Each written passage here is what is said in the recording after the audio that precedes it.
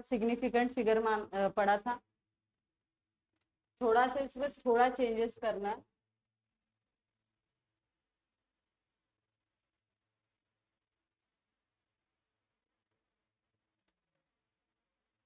देखो यहाँ पे एक और लाइन तुमको सेंटेंस जोड़ना है, ठीक है।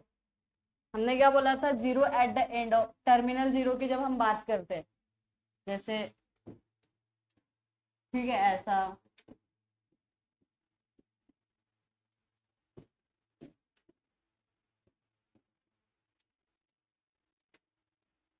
तो कल डाउट इसमें था कि इन दोनों को सिग्निफिकेंट मारे या ना, ठीक है। तो यहाँ पे तुमको एक और रूल जोड़ना है। हमने क्या पढ़ा था, zero at the end of number are significant if they are on the right side of the decimal point.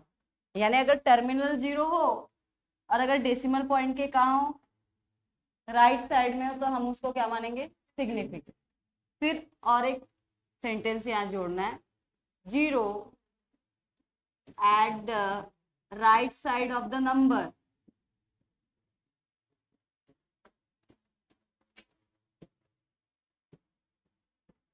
Are significant.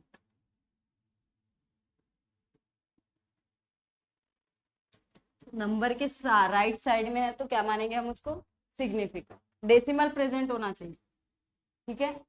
यानी कि यहाँ पे एक दो तीन, तीनों के तीनों क्या होंगे, सिग्निफिकेंट, और ये भी क्या होगा, सिग्निफिकेंट। कितने सिग्निफिकेंट होंगे, ठीक है।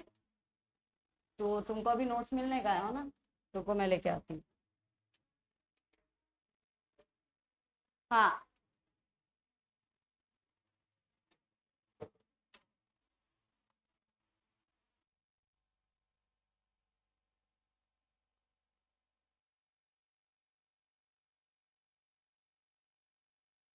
पता नहीं अगला बार कब आएगा। तो ये राउंड ऑफ वाली मेथड तुमको बताई थी, ठीक है। अब है मॉलिक्यूलर फॉर्मूला, ठीक है। मॉलिक्यूलर फॉर्मूला ऑलरेडी हम पढ़ चुके हैं पहले वाले चैप्टर में, ठीक है। यहाँ पे तुमको डिटर्मिनेशन यानी मॉलिक्यूलर फॉर्मूला कैसे निकालते हैं, ठीक है, कोई भी मॉलिक्यूल का, वो तुमको बताया हुआ है। देखो, डिटर्मिनेशन ऑफ मॉलिक्यूलर फॉर्मूला, इसके ऊपर क्वेश्चन आता है, explain the term percentage composition empirical formula and molecular formula. तीनों को एक्सप्लेन करने के लिए क्वेश्चन आता है 3 मार्क्स का, ठीक है। तो एक्सप्लेन करने को बोला तो सबसे पहले मॉलिक्यूलर फार्मूला, वैसे तो उसने परसेंटेज कंपोजिशन बोला है, तो वो पहले भी तुम कर सकते हो, लेकिन ऐसा भी करोगे तो भी सही होगा, ठीक है। तो सबसे पहला क्या है, मॉलिक्यूलर फार्मूला क्या है, तो क्या है, देखो क्या लिखा है, molecular formula of compound is the formula which indicate actual number of atoms of the constituent element in the molecule। कोई भी मॉलिक्यूलर फार्मूला हम देखेंगे तो क्या बताता है वो, कि उस कंपाउंड में कितने एटम्स है, कौन से एलिमेंट से कितने एटम्स है, वो जो बताता है उसको हम क्या बोलते हैं, मॉलिक्यूलर फार्मूला, ठीक है। जैसे हम लेते हैं CH3Cl, क्या नाम है इसका बताओ, CH3Cl नाम क्या है इसका। अच्छा, फंक्शनल ग्रुप कौन सा है उसमें, क्या, क्लोरोमीथेन। फंक्शनल ग्रुप कौन सा है इसमें, हैलाइड फंक्शनल ग्रुप, हैलाइड यानी अल्किल हैलाइड, ठीक है। तो क्लोरोमीथेन है, इसमें तुम देख रहे हो कार्बन कितने हैं, एक है, हाइड्रोजन कितने हैं, और क्लोरीन कितना है, एक है, ठीक है।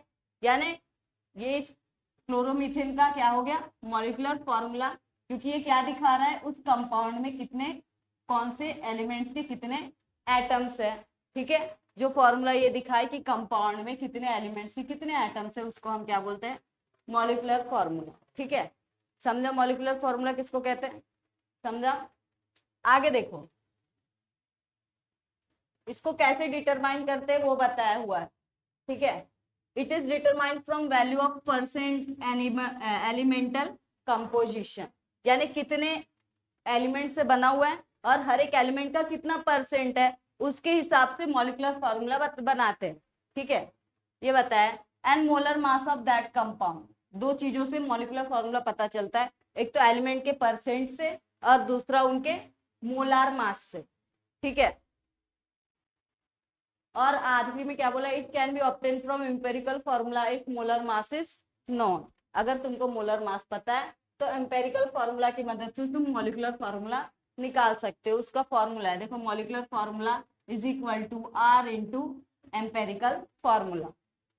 ठीक है, आगे परसेंटल कॉम्पोजिशन यानी क्या, तो क्या है, तो देखो परसेंटेज कॉम्पोजिशन यानी क्या, the percentage composition of compound is the percentage by weight of each element present in the compound। यानी हर एक एलिमेंट का कितना वेट का परसेंट है कंपाउंड में, उसको ही हम क्या बोलते हैं, परसेंटेज कंपोजिशन। ठीक है, आगे क्या बोला है, quantitative determination of constituent element provide percent elemental composition of the compound. अगर हम कंपाउंड में एलिमेंट का क्वांटिटी निकाल लेते हैं कि इतने क्वांटिटी में है, तो हमको उससे क्या मिलेगा, परसेंटेज कंपोजिशन। क्वांटिटी निकाली यानी वेट निकाल लिए कि कोई पर्टिकुलर कंपाउंड में एलिमेंट का कितना पार्ट है, ठीक है, निकाले, और उसके बाद उसको परसेंटेज में कन्वर्ट किए, तो उससे हमको क्या मिलेगा, परसेंटेज कंपोजिशन। आगे देखो फिर क्या बोल रहे हैं, from percentage composition the ratio of atom of constituent element in the molecule is calculated. जब हमको परसेंटेज कंपोजिशन पता रहेगा तो हम एटम्स के रेशियो निकाल सकते हैं। ठीक है, उस एलिमेंट्स में कौन सा उस कंपाउंड में कौन सा एलिमेंट कितने रेशियो पे है। जैसे हमने अभी देखा CH3Cl,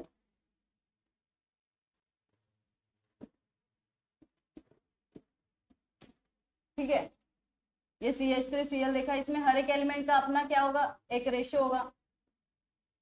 हमने जब लॉ पढ़ा था, कौन सा law, law of multiple proportion, sorry law of definite proportion पढ़ा था ना।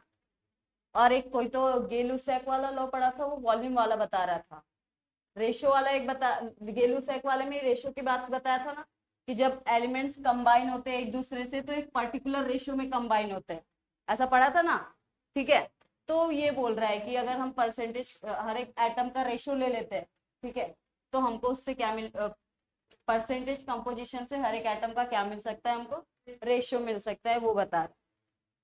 आगे इंपेरिकल फॉर्मूला ने क्या है, इसके बारे में हम पहले डिस्कस कर चुके हैं। कब पता है तुमको, जब NaCl लैटिक्स के बारे में पढ़ाया था ना तुमको, तब मैंने बताया था एम्पेरिकल फॉर्मूला और मॉलिक्यूलर फॉर्मूला में फर्क क्या होता है।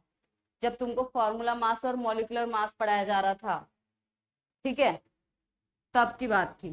तो उस समय मैंने तुमको बताया था कि मॉलिक्यूलर फॉर्मूला भी हम देखे, ठीक है, किसी भी कंपाउंड में जो एलिमेंट्स की कितने एटम्स है वो बताने वाला जो फॉर्मूला होगा वो क्या होगा, मॉलिक्यूलर फॉर्मूला।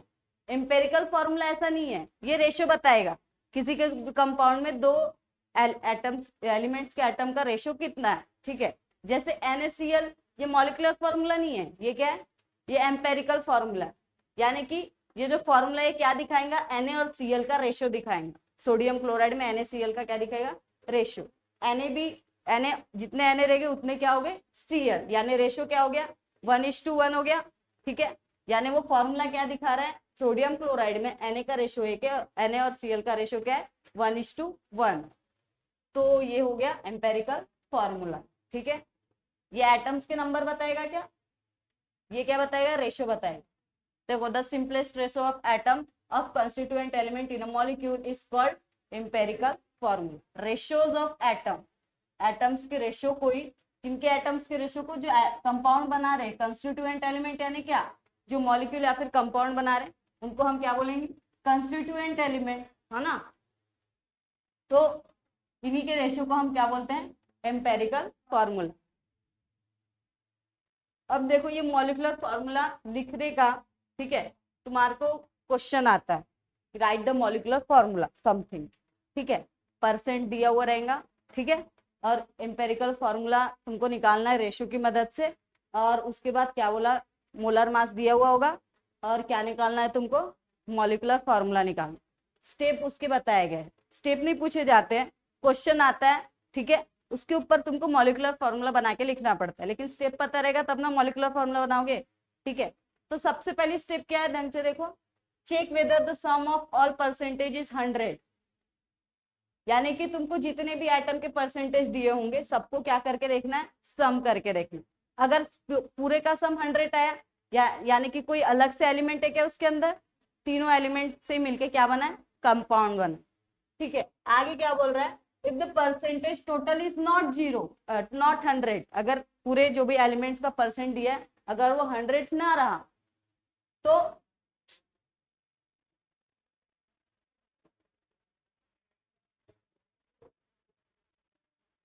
हम्म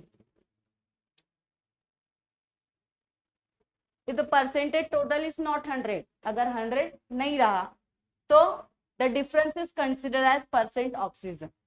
ठीक है, यानी कि जो भी बचा हुआ डिफरेंस होगा वो क्या होगा, ऑक्सीजन का परसेंट होगा, ऐसा वो बोल रहे। ठीक है, मान लो मैंने तुमको एक एलिमेंट दिया, ठीक है, बोला एक कंपाउंड है उसके अंदर दो ही एलिमेंट, ठीक है, एक एलिमेंट का परसेंट 78.11% है, ठीक है, और दूसरे का परसेंटेज समझ लो 12 पॉइंट जो भी है 08, तो इसका सम करोगे तो 100 आएगा क्या, बताओ कितना आएगा, 8 और 1 9, 1 10 का 0 हासिल का है। ठीक है, यानी इसका सम 100 आया क्या, यानी बाकी जो परसेंटेज वाला होगा, बाकी परसेंटेज वाला एलिमेंट कौन सा होगा, ऑक्सीजन। ठीक है, यानी कितने परसेंट बचे, इसको 100 होने के लिए और कितने परसेंट चाहिए,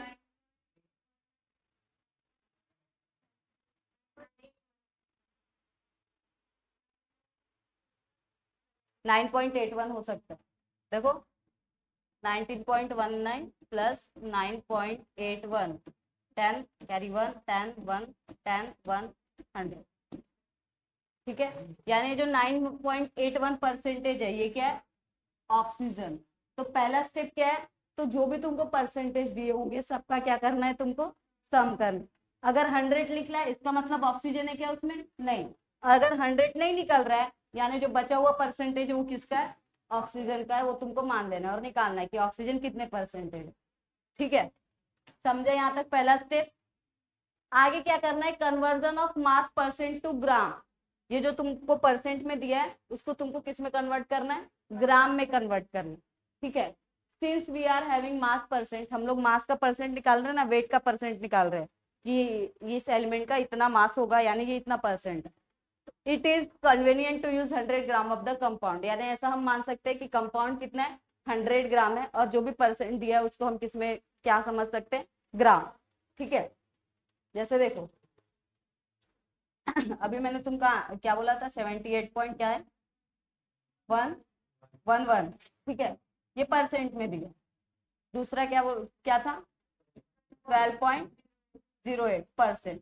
तीसरा हमने निकाला था क्या था, 9.81। ठीक है, ये तीनों कैसे दिए, परसेंट में दिए, लेकिन ये परसेंट किसके है, हम बोल रहे हैं कंपाउंड है। ठीक है, उसमें कुछ परसेंट 78% एक एलिमेंट का, 12% एक एलिमेंट का, और 9% तीसरे एलिमेंट का, है ना, तीन एलिमेंट से ये कंपाउंड क्या हुआ है, बना हुआ।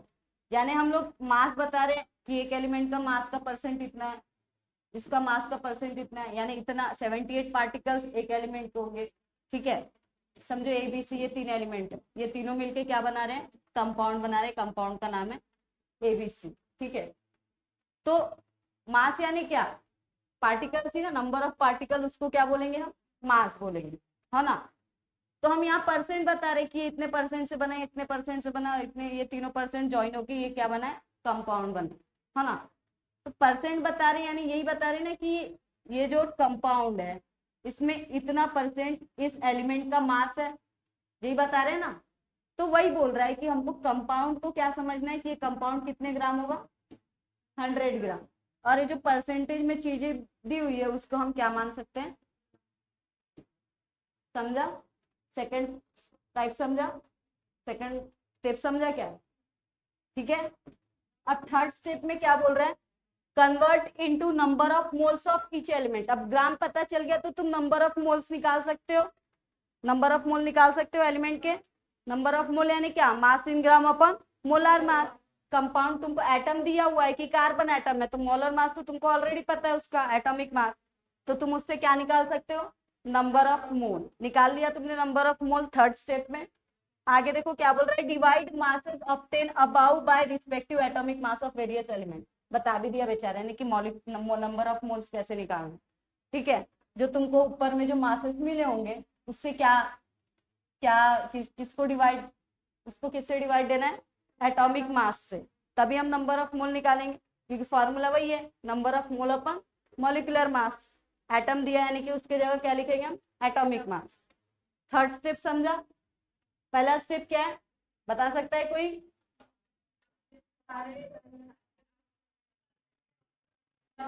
सबका सम क्या आना चाहिए 100, अगर नहीं आया तो बचा हुआ परसेंट किसका रहेगा, ठीक है। सेकंड स्टेप क्या बोल रहे हैं, ठीक है, परसेंट को किस में कन्वर्ट करना है, ग्राम, ठीक है। और कंपाउंड को मानना है कि पूरा कंपाउंड कितने ग्राम है, 100 ग्राम, और बाकी जो परसेंट होंगे वो किस में होंगे, ग्राम में। फिर आगे बात क्या बोल रहा है, ग्राम जब हमको पता चल गया तो किस में कन्वर्ट करना है, नंबर ऑफ मोल्स में, ठीक है। और नंबर ऑफ मोल्स कैसे निकालेंगे, मास अपॉन एटॉमिक मास। फिर आगे क्या बोल रहा है, स्टेप 4 में divide the mole value obtain above by smallest value among them, यानी जितने भी नंबर ऑफ मोल्स तुमको मिले होंगे, समझो 3 एलिमेंट के तुमको मिल गए होंगे, एक का 1 मिला होगा, एक का 2 मिला होगा, एक का 3 मिला होगा, 1 2 3 नंबर ऑफ मोल निकाल लिया। एक का नंबर ऑफ मोल 1 है, बी का नंबर ऑफ मोल 2 है, और सी का नंबर ऑफ मोल कितना है 3।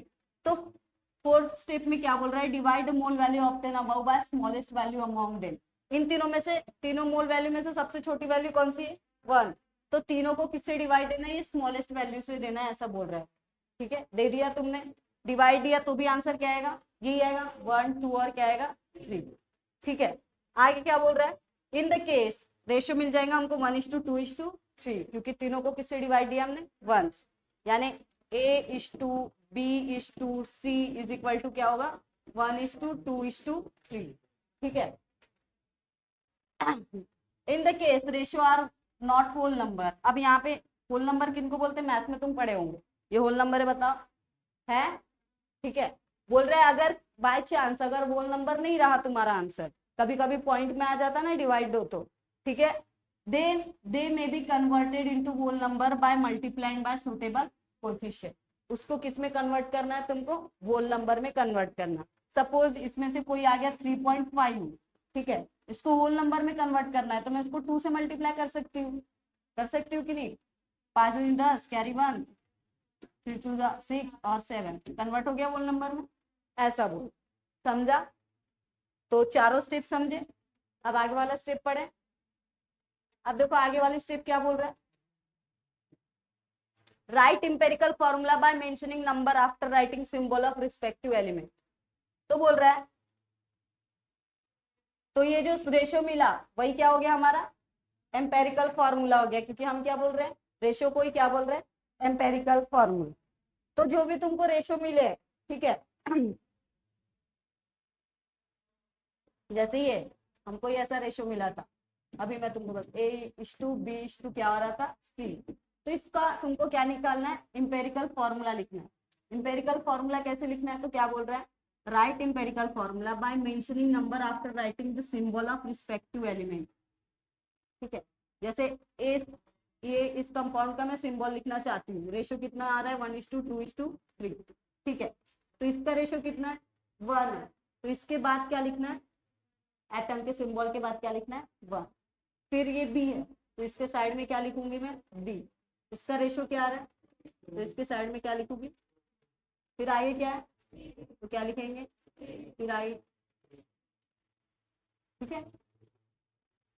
इंपेरिकल फॉर्मूला कैसे लिखना है, by mentioning number after writing the symbol of respective element, यानी हर एक रिस्पेक्टिव एलिमेंट का सिंबल लिखना है और उसके बाजू में क्या लिखना है, उसका नंबर, कि वो कितने बार आया है, समझा, समझा यहाँ तक। आगे क्या बोल रहा है देखो, स्टेप 6 में हम क्या लिखते हैं, मॉलिक्यूलर फॉर्म कैसे लिखते हैं, तो देखो बता रहा है, डिटरमाइन एम्पेरिकल फॉर्मूला मास। अब तुमको ये एम्पेरिकल फॉर्मूला हो गया तुम्हारा, इसके बाद तुमको क्या निकालना है, एम्पेरिकल फॉर्मूला मास निकालना है। कैसे निकालना है वो भी बताया हुआ, add the atomic mass of various atom present in the empirical formula. ये जितने भी एलिमेंट्स हैं, ठीक है, इन सबका अपना अपना क्या होगा, एटॉमिक मास होगा, तो सबके एटॉमिक मास को क्या करना है तुमको, ऐड करना है, ठीक है। और फिर divide molar mass by empirical formula mass. Empirical formula mass जब तुम इन सबके मास को ऐड करोगे, ठीक है, ऐड करने के बाद एम्पेरिकल मास में लिख देती हूँ, ठीक है, और तुमको मोलर मास ऑलरेडी क्वेश्चन में दिया रहेगा। जब एम्पेरिकल फॉर्मूला मास को तुम किससे डिवाइड करोगे, मोलर मास से, तो तुम्हारे को क्या मिलेगा, मॉलिक्यूलर फॉर्मूला। समझा मॉलिक्यूलर फॉर्मूला कैसे निकाल, एक बार फिर रिपीट कर दूं, ठीक है। तो फर्स्ट वाला सबसे इजी स्टेप है, ठीक है। जितने भी परसेंट दिए सबको क्या कर देना है, ऐड कर देना, ठीक है। 100 आया तो ठीक है, नहीं आया तो क्या होगा, ऑक्सीजन। सेकंड में क्या बोल रहा है, जो भी परसेंट में उसको किस में कन्वर्ट करना है, ग्राम, ठीक है। थर्ड में क्या बोल रहा है, फिर ग्राम में कन्वर्ट कर दिया है, तुमको मास मिल गया, तो फिर सबको उसके उसके हर एक एलिमेंट को उसके एटॉमिक मास से क्या कर दो, डिवाइड, और तुमको क्या मिलेगा फिर उससे, number of moles, number of mole मिल गया, ठीक है। तो जो भी तुम्हारे एटम्स में जिस एटम का भी नंबर ऑफ मोल सबसे कम होगा, जिस एलिमेंट का भी, उससे सबको क्या कर देना है, डिवाइड कर देना, ठीक है। अगर डिवाइड किया होल नंबर आया तो कोई बात नहीं, और नहीं आया तो उसको होल नंबर में क्या करना है, तुमको कन्वर्ट करना, कोई सफिशिएंट कोएफिशिएंट, सिंपल कोएफिशिएंट से मल्टीप्लाई करके क्या करना है, कन्वर्ट करना। आगे क्या बोल रहा है, जो रेशो मिल गया तुमको, ठीक है, जब तुम लोगों ने डिवाइड किया तो तुमको क्या मिला, रेशो। रेशो ही यानी क्या हो गया तुम्हारा, एम्पेरिकल फॉर्मूला हो गया, ठीक है। रेशो मिल गया यानी वो एलिमेंट लिखो और उसका रेशो जो है उसके क्या लिखना है तुमको, साइड में लिखना, ठीक है। इसको ही हम क्या बोलेंगे, एम्पेरिकल फॉर्मूला। सिक्स्थ वाले में हमको क्या लिखना है, मॉलिक्यूलर फॉर्मूला। बस कुछ नहीं, जो एम्पेरिकल फॉर्मूला मिला था उसमें जितने भी एटम्स है सबके एटॉमिक मास को क्या करना है, ऐड करना है, तो क्या निकलेगा, एम्पेरिकल फॉर्मूला मास, ठीक है। और जब तुम एम्पेरिकल फॉर्मूला मास को किससे डिवाइड दोगे, मोलर मास से, तो तुमको क्या मिलने वाला है, मॉलिक्यूलर फॉर्मूला। यही जब तुम मोलर मास को किससे डिवाइड दो, एम्पेरिकल फॉर्मूला मास को किससे डिवाइड दोगे, मोलर मास से, तो जो वैल्यू आएगी उसको क्या बोलेंगे हम, आर बोलेंगे, ठीक है। और देखो मॉलिक्यूलर फॉर्मूला, मॉलिक्यूलर फॉर्मूला के फॉर्मूला क्या है, आर इंटू एम्पेरिकल फॉर्मूला। एक बार तुमको आर मिल गया, एम्पेरिकल फॉर्मूला ऑलरेडी तुम ऊपर में निकाल चुके हो, तो दोनों का मल्टीप्लीकेशन करके तुम क्या निकाल सकते हो, ठीक है। तो ये इतना सारा जो झंझट किया वो किसके लिए किया, ये आर के लिए किया। इंपेरिकल फॉर्मूला तो पहले ही मिल गया था, रेशो से डिवाइड करके, ठीक है। फिर वो फॉर्मूला मास निकाला, फिर मोलर मास से डिवाइड किया, तो क्या मिला हमको, समझा। बस स्टेप बाय स्टेप यही तुमको क्वेश्चन में करना है, ठीक है। एक क्वेश्चन सॉल्व करके दिखाती हूँ तुमको, तो फिर तुमको अच्छे से समझ जाएगा, ठीक है। समझा परसेंटेज कंपोजिशन इंपेरिकल फॉर्मूला क्या होता है, ठीक है। आज इसके ऊपर कैलकुलेशन कर लेते, उसके बाद आगे का कल देखते, नेक्स्ट टॉपिक।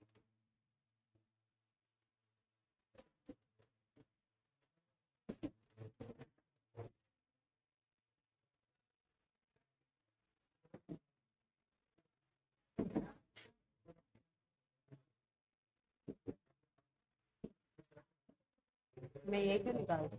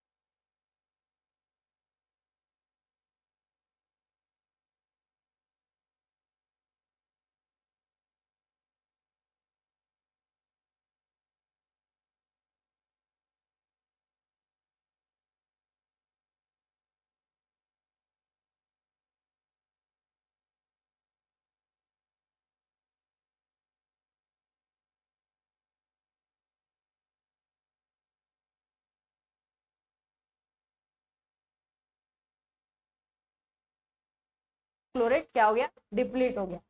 पोटेशियम क्लोरेट क्या, इसके पहले भी पढ़ा है, KClO3, इसको क्या बोल रहे हैं हम, पोटेशियम क्लोरेट, जब ये डिकम्पोज होगा तो पोटेशियम देगा, क्लोरीन देगा और क्या देगा, ऑक्सीजन। ठीक है, 3 एटम्स दे रहा है। ठीक है, द सैंपल कंटेन, जब वो डिप्लेट हो रहा है तो 3 चीजें दे रहा है और उनका मास बताया है। देखो 3.9 gram of oxygen, 3.8 gram of क्या दे रहा है वो, ऑक्सीजन दे रहा है। Actual mass in the quantity of potassium chlorate is 3.92 ग्राम, जबकि ऑक्सीजन का एक्चुअल मास कितना है, 3.9 ग्राम। सॉरी, पोटेशियम क्लोरेट का पूरा मास बताया है उसने। ठीक है, कितना है, 3.92 ग्राम। ठीक है, मैं ये कौन सा करवा रही हूँ तुमको ये तो हो गया है, तो गधे देख भी रहे और बोल भी नहीं रहे।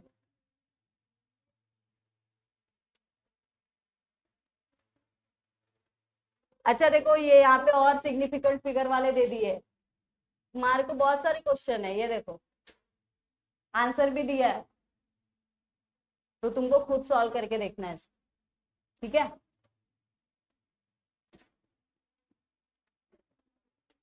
यहाँ पे भी देखो, round off each of the following to the number of significant digit indicated. देखो इसको कहाँ तक, 2 डिजिट तक तुमको राउंड ऑफ करना है, इसको 3 डिजिट तक राउंड ऑफ करना है, इसको 4 डिजिट तक राउंड ऑफ करना है, और इसको 3 डिजिट तक राउंड ऑफ करना है। कर सकते हो तो करके देख लो घर में।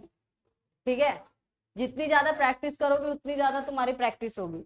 ठीक है, और फटफट करोगे स्पीडली।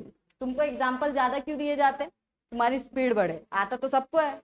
ठीक है, अभी तुमको जब तुम पेपर छुड़ाओगे कोई भी सब्जेक्ट का 70 मार्क का, तो तुमको उस समय ये नहीं देखना है कि मुझे पूरा पेपर आता है, उस समय मेन कंसंट्रेशन क्या करना है, पूरा पेपर आता है तो पूरा लिख के ही जाना, समझे। क्योंकि कम टाइम कब पड़ता है, पूरा आता है पूरा लिखो, लेकिन टाइम मैनेजमेंट जब नहीं होता है तो तुम्हारे मार्क कट जाते हैं, क्योंकि आते हुए भी तुम लिखते हो क्या, नहीं।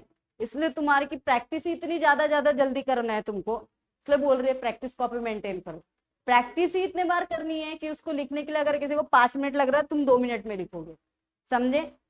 इसलिए तुमको बोल रहे हैं कि प्रैक्टिस कॉपी मेंटेन करो, समझा। तुम्हारी स्पीड और बढ़े। याद सबको रहता है, लेकिन 20 घंटे तक याद करने वाला और पट से याद करके लिखने वाला, जो पट से याद करके लिखता है उसका पेपर जल्दी होता है, समझे। फिर कोई कोई बोलेंगे अरे 70 मार्क का पेपर 3 घंटे तो देते हैं, पेपर भी डरावना भी उसी लायक रहता है, समझे। आधे के तो होश पेपर देख के ही उड़ जाते हैं। तो देखो प्रॉब्लम क्या है, a compound contain 4.07% of hydrogen, एक कंपाउंड है जिसमें 4.07% क्या है, हाइड्रोजन है। 24.27% क्या है, कार्बन है। 71.65% क्या है, क्लोरीन है।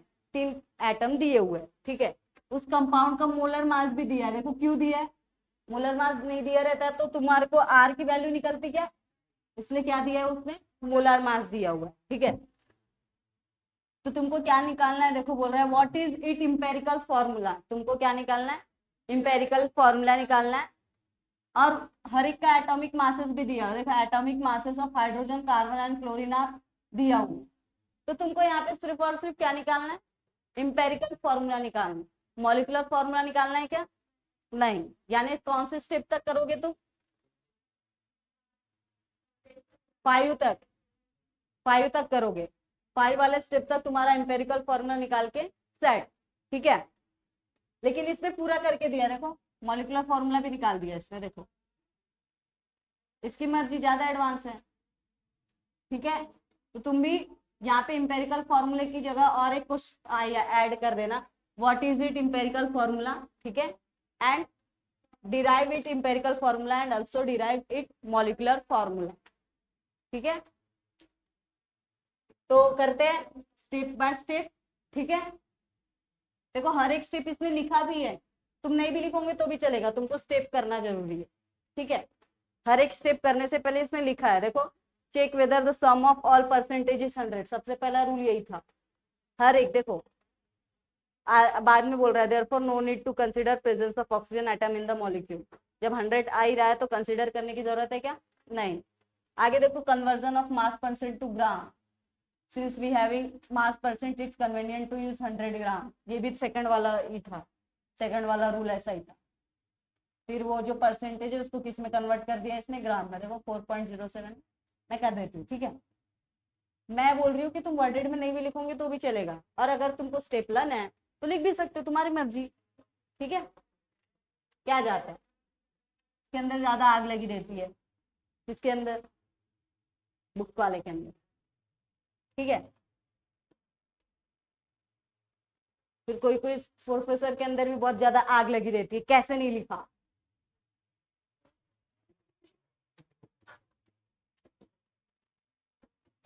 ठीक है, तो स्टेप 1 क्या है, तो सबसे पहले जो हमको गिवन दिया है मैं गिवन लिखती हूँ, ठीक है। तो गिवन बता दो मुझे, परसेंट दिया हुआ है, परसेंट ऑफ हाइड्रोजन कितना दिया हुआ है, 24.27%। आगे C इज इक्वल टू,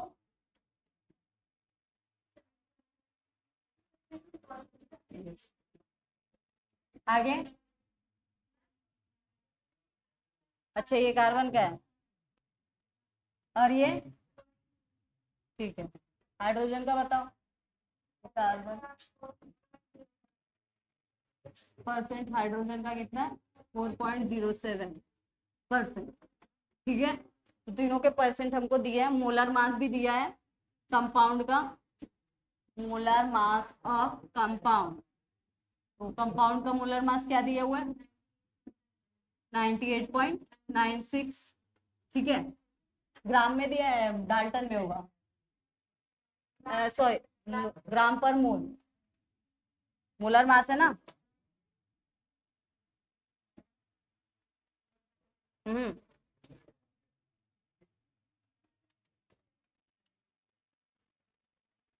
ग्राम पर मोल, ठीक है। आगे क्या दिया है, आगे क्या दिया है बताओ तो, एटॉमिक मास दिया हुआ है, ठीक है। हाइड्रोजन का दिया एटॉमिक मास कितना, 1 डाल्टन, है ना। कार्बन का दिया होगा 12 डाल्टन, और क्लोरीन का 35.5, 35.5 दिया, ठीक है। इधर ध्यान दो, न्यूमेरिकल कर रहे हो तुम लोग, तो सबसे पहले हम लिखेंगे, ठीक है।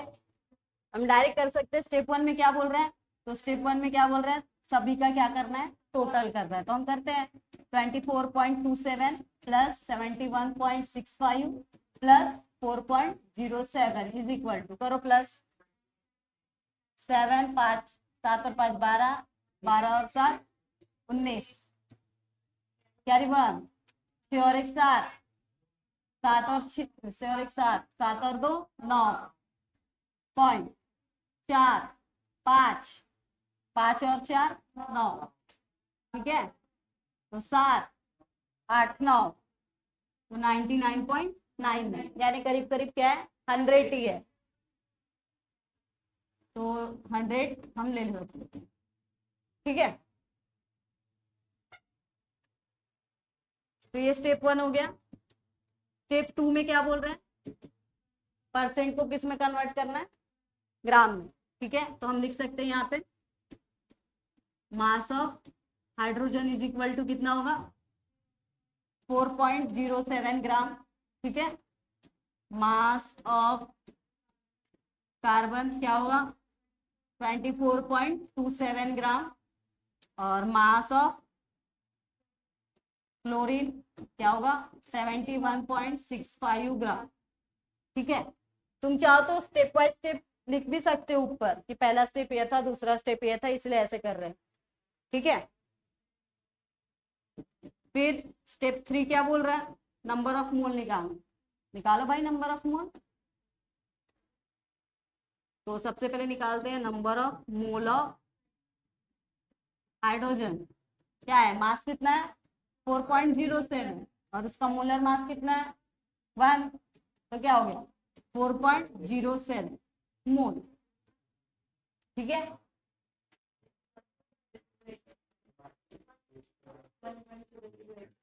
किसका 1.008 है, तो तुम बता क्यों नहीं रहे हो, अब डिवाइड करो इसको, क्या है आंसर, 4.04। वो ऑलरेडी दिया है तो वही डालो ना, जो दिया है वही डालो। हाँ तो कर लो ना, जो दिया है वही डालो ना, ज्यादा एडवांस बनने की क्या जरूरत है। तो दिया है तो वो डाल सकते ना, क्या करेंगे, क्योंकि कभी कभी क्या पता आइसोटोप्स दे दे, एटॉमिक मास उनके अलग होंगे। ठीक है, जो दिया है वही लिखो। इसका क्या दिया है 1.008। कार्बन का क्या दिया है, वही था, और क्लोरीन का। ठीक है, डाल्टन डाल्टन डन। ठीक है, जो दिया है वही डालो, और जब नहीं दिया रहेगा तो अपने मन से डालो। ठीक है, अपने मन से यानी जो तुमने लर्न किया है, ये तो कुछ भी डाल दोगे। फिर नंबर ऑफ मोल ऑफ क्या है, कार्बन। तो कार्बन का क्या है 24.27 डिवाइडेड बाय 12। ठीक है, तो दो 2.225 मोल। ठीक है, आगे क्या निकालना है तुमको, number of mole of chlorine Cl। तो क्या है उसका 71.65 डिवाइडेड बाय 35.453। क्या आंसर इसका 2 मोल। ठीक है, तो स्टेप 2 जो मैं 3 में जो बोला है हमने कर दिया, मोल में कन्वर्ट किया। और आगे क्या बोल रहा था, तो स्टेप 4 में क्या बोल रहे हैं, रेशो निकालना। अब देखो सबसे छोटा नंबर ऑफ मोल कौन सा दिख रहा है तुमको, क्लोरीन वाला। इससे सबको क्या करना है तुमको, डिवाइड करना है। करो डिवाइड भाई,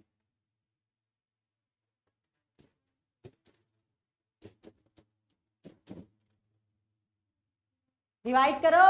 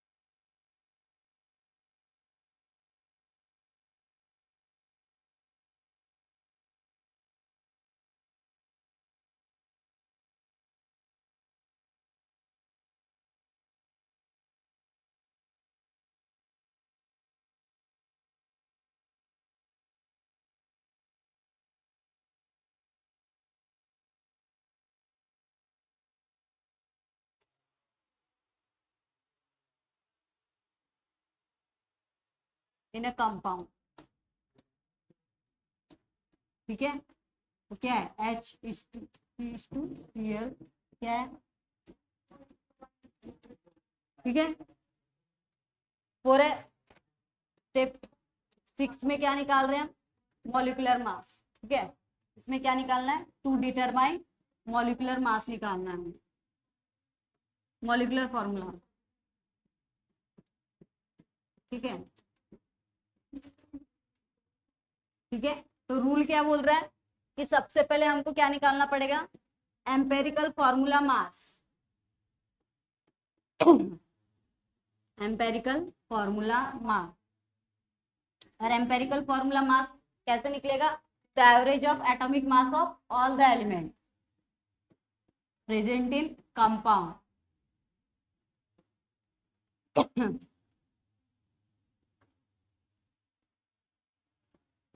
ऑल एलिमेंट।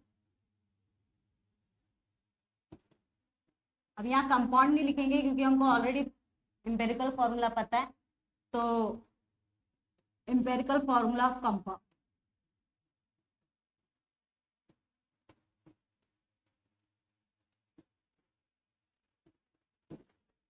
ठीक है, लिख लिया। तो क्या है? CH2 Cl, तो C का क्या है एटॉमिक मास? 12। H का क्या है? 1.008, और Cl का क्या है? H कितने हैं एम्पेरिकल फॉर्मूला में? 2 है ना, तो यहाँ पे 2 इंटू लिखना पड़ेगा ना,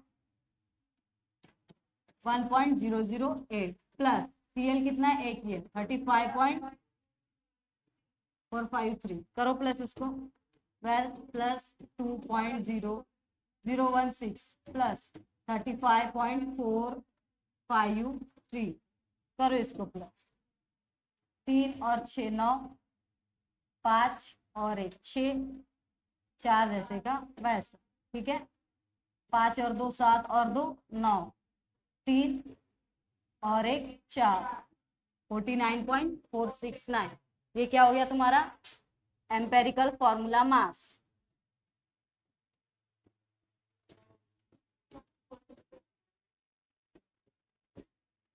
ठीक है, ये क्या हो गया? ठीक है, और फिर आगे क्या करना है? आर निकालना है ना, तो आर निकालने के लिए क्या करना पड़ेगा? एम्पेरिकल फॉर्मूला मास को मोलर मास से क्या करना पड़ेगा?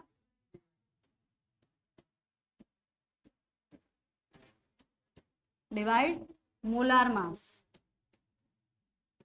ठीक है, तो एम्पेरिकल फॉर्मूला मास कितना है? 49.469, और मोलर मास कितना है? क्या? 98 पॉइंट, करो डिवाइड।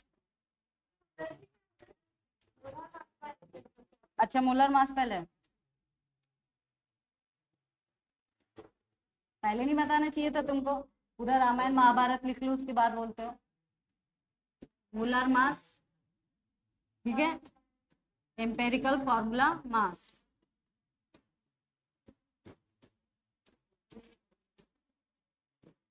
ठीक है, तो क्या है? 96.98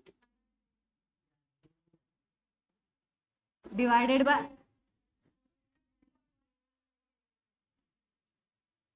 4647 लिख सकते हो। हमने प्लस किया तो ये है, तो हम यही लिखेंगे, ठीक है, आप डिवाइड करें,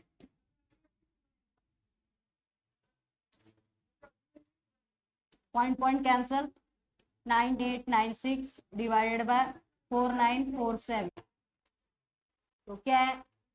7 7 जा, इसको डबल से अगर 2 बार कर सकते हैं हम लोग, करके देखते हैं। 7 7 14 कैरी 1, 4 और 4 8 और 1 9, 9 और 9 18,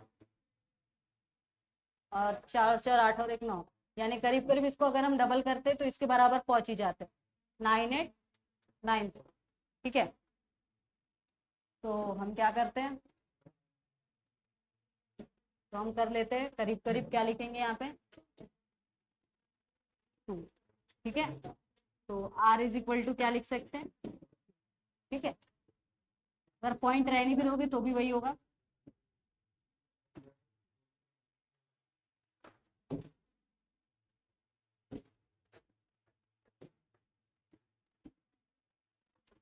ठीक है, तो करीब करीब 2 आया।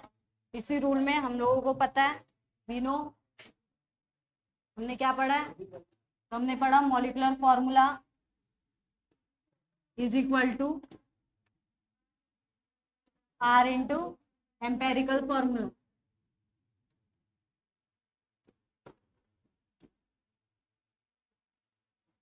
ठीक है, तो R यानी 2 है, ठीक है। और इंपेरिकल फॉर्मूला क्या निकाला था, CH2Cl, करो मल्टीप्लाई, C2H4Cl2, ये होगा ना, C2H4Cl2। अच्छा बताओ इसको क्या बोल सकते हैं, इसका स्ट्रक्चर कैसे बना सकते हैं?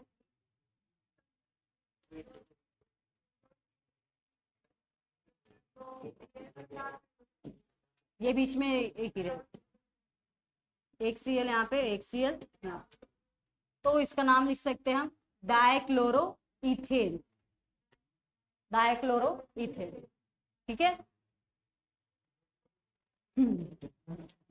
तो जो मॉलिक्यूलर फॉर्मूला है उससे पता चल रहा है कि कंपाउंड क्या है, कंपाउंड है डाइक्लोरो इथेन, ठीक है।